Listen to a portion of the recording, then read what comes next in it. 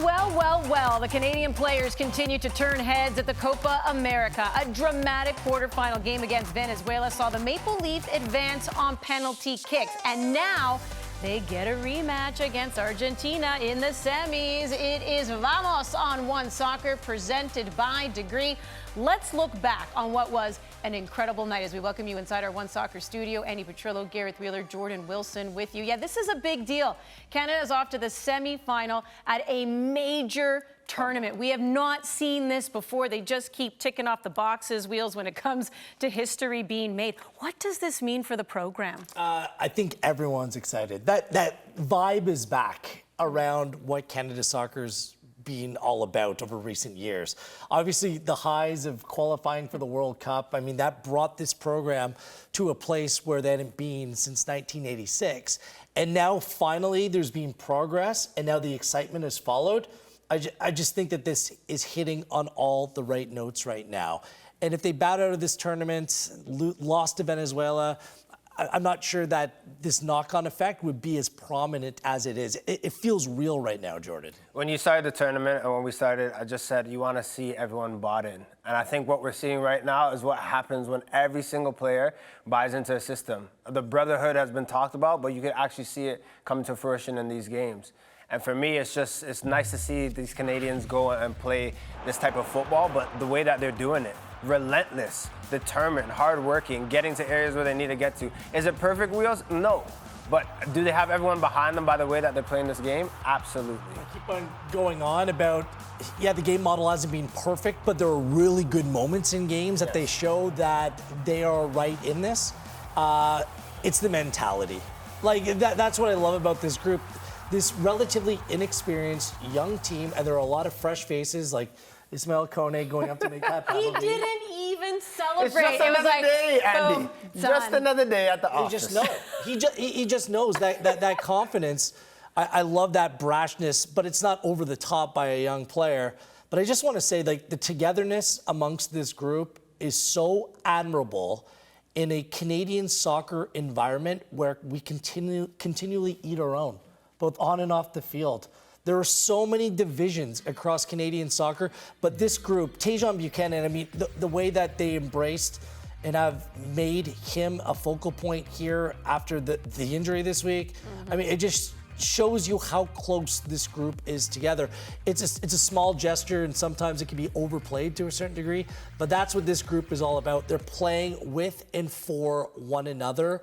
And that's powerful. And I think it's making them, even bigger and better than the sum of their parts. And Wheels, I'm old school. Like, that is what you have to build from. Tactics, how you line up, 4-2-3-1, whatever you want to play. If you don't want to run the extra meters for your brothers, it doesn't matter about the system that you have in place. So this is why this is such a big moment right now. Schaffelberg continuing to impress, gets that goal for Canada, but we had him on One Nation, and he just offers himself up because he's from out east, and he's like, listen, Halifax Wanderers, you want me to come help you do whatever, anything soccer out east, like, I'm there. He just loves the sport, wants to give back, and look at what he's doing for country, and yeah, made a beeline to the bench so he could grab Tajon Buchanan's jersey. In attendance for that big win over Venezuela in penalties, our very own Oliver Platt. Here's what he had to say post-game.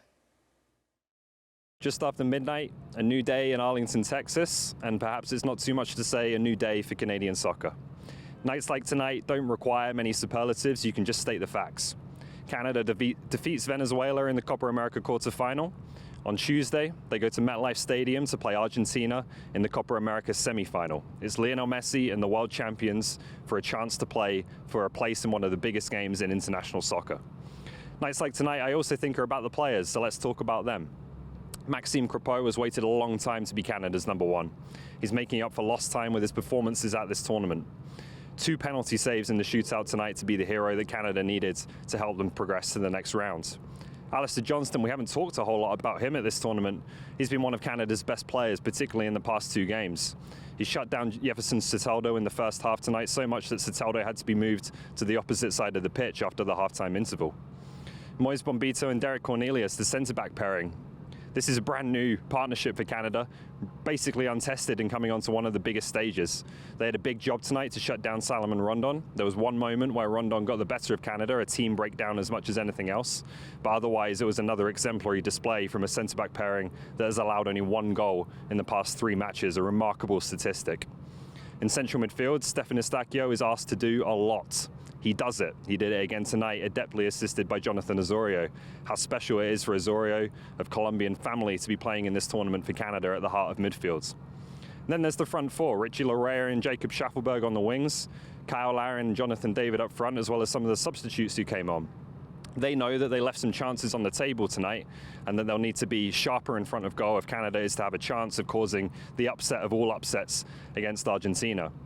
But I think that's the most telling thing about this Canadian team. They are creating chances in every match. At times, they have too much pace for opponents they've come up against at this tournament. Jesse Marsch touched on it in his post-game press conference. He's asking this team to push themselves physically, to go to the limit, and at times it's been overwhelming for the teams they've come up against. There's one player I left out, and I haven't forgotten him, and he's the captain, Alphonso Davies, and he deserves that title of captain tonight. Davies hasn't always been able to shine on an individual level at this tournament. He hasn't always been the star of the team as everyone expects him to be and as there is a big weight on his shoulders to be in a Canadian jersey. Instead, he's made the team better. He's played left back for most of the tournament. He's helped to form that rock-solid defensive line. He helps Canada get out of their own half. He brings comfort and composure to a defense that doesn't have another player playing at the level he does. He, for me, has been magnificent and is showing why he deserves to wear that armband. So now it's on to Tuesday. It's on to the game of their lives, and it's a chance to do something even more remarkable that no one will ever expect them to do. The pressure is off. Canada now is truly playing with house money. Let's see what they can do with it Tuesday against Argentina. All right, thank you, Ollie. And yeah, Kone and Bombito stepping up for PKs, by the way. They've never taken them at the pro level. The form was incredible. It was just so good. So here we go. We have the rematch against Argentina Tuesday, 8 p.m. Eastern. You know we'll have a live reaction show after that, just like we had one last night. And a question I posed in that show, Wheels, I'm going to ask you because I want to get your opinion. I feel like it was a foregone conclusion when they faced Argentina in the first group stage game where it was like, you know you're going to lose, so just get the job, whatever, do that, and then get the job done against Peru and Chile. That's what will help you advance out of the group. That's just being realistic. This is Argentina, the reigning Copa America and World Cup champions. I'm not trying to, poo-poo on Canada, but it's like, expect that to be a loss, get the job done against the other two. Is that the same expectation, though, now with this rematch?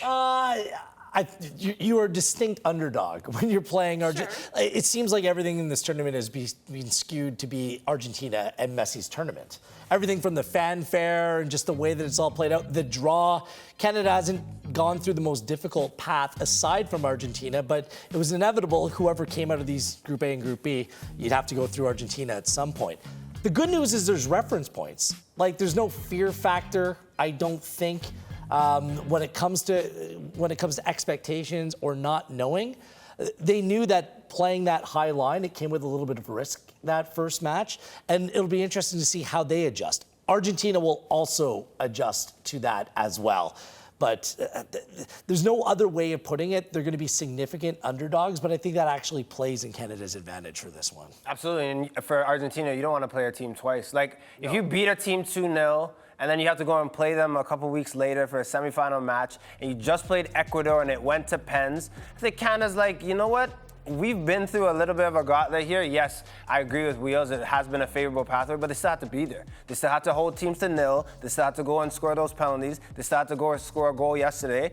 So I think they're feeling good about this match. And I think for me, there's far more belief in this Canadian side now than there was in the beginning of this tournament. There's no excuses. Like last night, refereeing decisions went against them. In the past, that seemed like it would be a factor. And you know that Messi and company are going to get the benefit of the doubt. They are the prohibitive favorites here. And how healthy is Messi? Maybe not 100%, but I mean, at this point, does it matter? Like, their side is loaded with talent that play at the highest level. But Canada here, you can come in feeling free. Like, all the expectation, everyone expects Argentina to go out and win that game. So go out and play spoiler. Canada, by virtue of winning that game, now get 2 more important games against big dogs in this region. These are games that are so valuable in the build towards 2026. By the way, in order to play on Argentina, do you have to have the leg tattoos? That just felt like that was pretty much a standard. Better than the neck tat. We have the Tony Bet match of the week tomorrow. Valor Cavalry pregame gets going 4:30 p.m. Earlier at 1, we're going to have Atletico Pacific, so full day of soccer for you. And then, of course, immediately following, it is match night with the boys breaking things down. We'll be hearing from the head coach, Jesse Marsch, when we come back. He was ecstatic on the sideline. Must be nice. You come on in, you're working with your crew, and here you are in the semifinal as a new coach at Copa America. He'll comment on his team's performance next.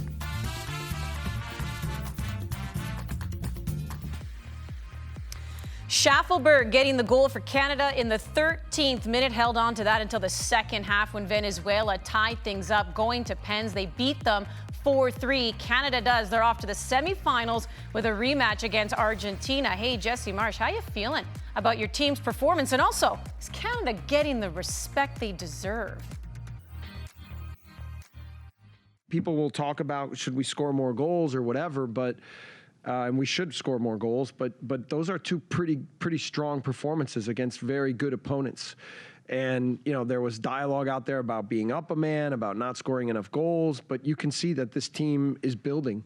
And I think now on the back of two really strong performances, we have an incredible task at in a semifinal to play against the best team in the world. So we're excited, but, you know, again, I said this before, we're excited but not satisfied. Probably not. But that'll take time. You know, I think respect comes in a lot of different ways, but the best way to earn respect is to win matches and to play well when you win matches. So it's really a draw, which is incredible to say, because we were the better team. We deserved to win that match, you know, and so the penalties are always can go. It's almost a flip of a coin, but we were the better team on the day. So I think we deserved it. They were. A lot of people will agree. And someone who's been catching a lot of people's eye, of course, is the goalkeeper. And that is Max Crepeau, who's been pretty dynamite in this tournament. And you don't have to take my word for it. You can just look at the stats because he is leading the way here as well when it comes to shutting the door and making the saves. 16 he has made so far through 4 games in Copa America. Wheels, what do you just make of Jesse Marsch saying this is going to be the guy right now and him kind of standing tall for his team? Yeah, I mean, he's got the confidence of everyone involved. I don't think that there's any doubt about it. What's really intriguing to me about this team right now is the players who are shining the most under Jesse Marsch in this tournament and even in the games building up to it have been players that have taken the less usual path to prominence. So it's not like the Larens, the Davies, the Davids that are shining the brightest for this Canada side. It's people like Max Crepeau, who, you know, was playing with Ottawa Fury back in the day, or Moise Bombito and Ismael Kone, who were kind of like these unpolished gems that are coming out of Quebec from the great unknown into a level of prominence, like Bombito playing in Council Bluffs, Iowa 2 years ago. These, you know, Tenny Oluwaseyi is playing like USL like level 2, and then last year in USL for San Antonio goes and scores 13 goals, waited for his opportunity. Like Alistair Johnston, a player that was playing in League One Ontario. You know what I mean? Like, this isn't how Canadian soccer is supposed to work. Like, where you come through the big name academies and that provides a pathway. But I think that it's added that grind, that mentality. When things aren't handed to you, when you need to work a little bit harder, when opportunities like this present themselves, you have to rise to the occasion. These players certainly have. And someone who is taking the bull by the horns when it comes to opportunity is Schaffelberg, the Maritime Messi here, Jordan. And what's also pretty impressive is that look at he has scored 3 goals in knockout stage games. So, this is somebody who is seizing the opportunity, did so as a sub, and is now doing so as a starter. Big time player. Look, for me, what I love about Jacob Schaffelberg and all the players that Wheels just mentioned is that there's a sense of humility, and they're bringing that onto the pitch. It's not, oh, I'm excited for this moment, and then they're getting onto the pitch and freezing.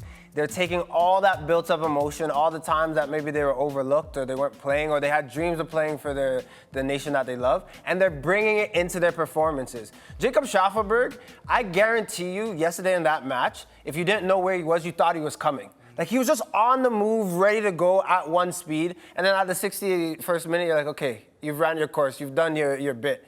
But if you're playing against a winger, and I've ever played against players that you just don't know where they are, but you know that they're coming, it's like you've had a fly at a barbecue. It's like, yo, always on me. That's how he plays, and that's why it's so infectious. It gets everyone else working because he's working the hardest for both teams.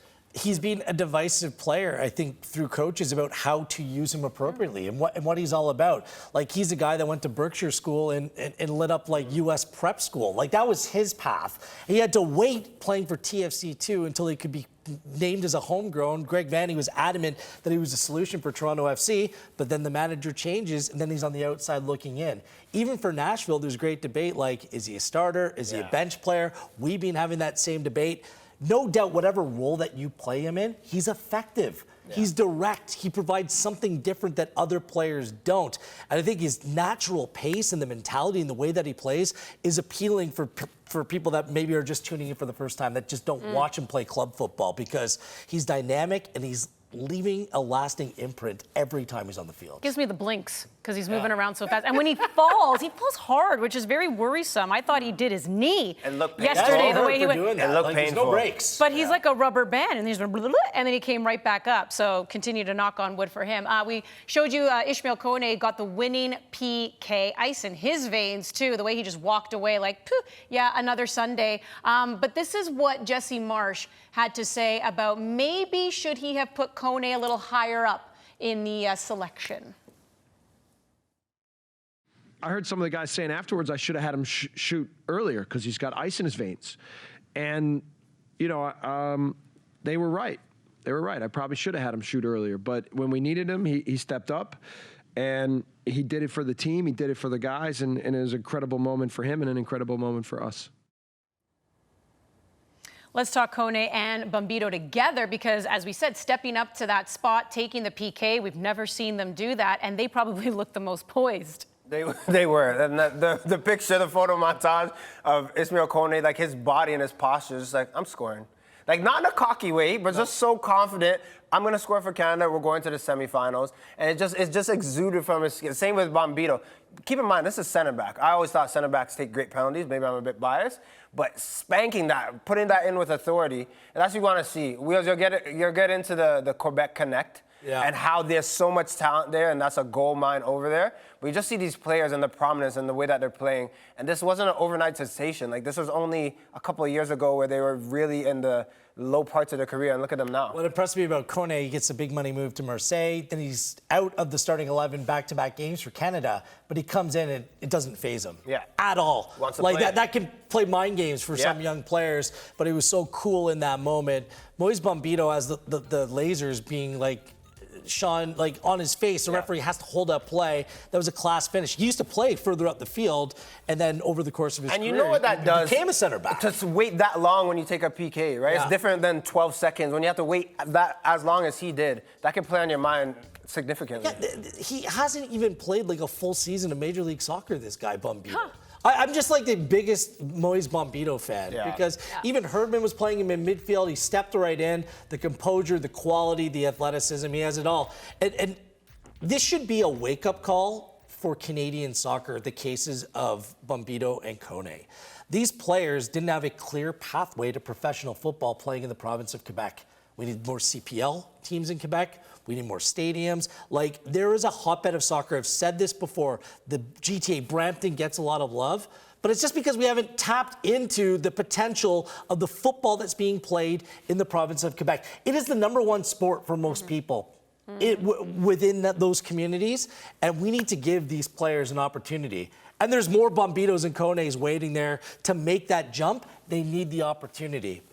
Imagine if they were polished a little bit earlier and had even more opportunity. That's the thing with Canadian when we talk about football, right? I mean, probably in my age, it was like you have to go away to really prove yourself. Even now, there's a little bit more where you could do. But think about all the players that don't make it. And if you're in an environment earlier enough what Canada could be on the international stage. And when we always knew, growing up playing this country, when we went off to play tournaments elsewhere around the world, that we can compete. Yes. We just needed the conditions created in order to succeed. And we're slowly moving in the right direction, but so much more needs to be done. Yeah, you don't want to lose out on that talent because you don't have a proper pipeline into that province. And we've been preaching that for quite some time here. And so is Bombito, because he actually played out in League One Quebec. He knows all about the potential there.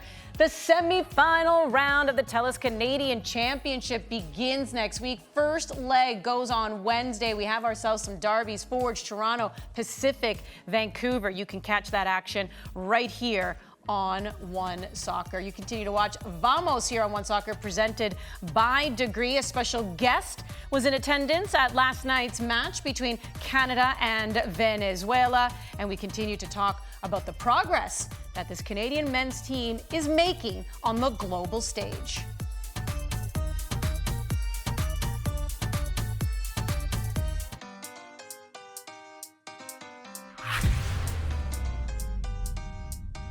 First of all, Sidney Crosby in the locker room, what was that like? Yeah, it was cool. Yeah, it was really cool. I had him speak to the team. He was amazing. He said he loved being here, and the penalty shootout was amazing. And I mean, incredible, right? What a legend to have on our side. So this is important for us in 2026. We want to feel the power of the entire nation, right? So I was asking if Wayne Gretzky was around or anyone else, but for now, that was pretty amazing to have Sidney Crosby there. Jonathan David putting out on his Instagram, it was great meeting the kid on a historic night.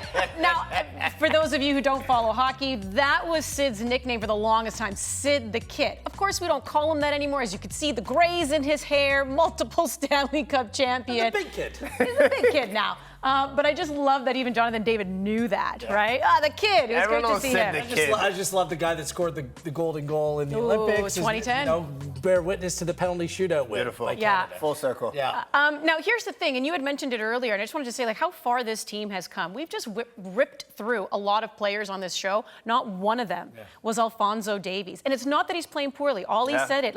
He's getting the job done. He's doing what he needs to do as a left back. But what does it say that all these other players we're talking about, it doesn't feel like the weight is on his shoulders anymore to do too much to try and get this team a win? Yeah, it's weird to say, but he's not the focal point.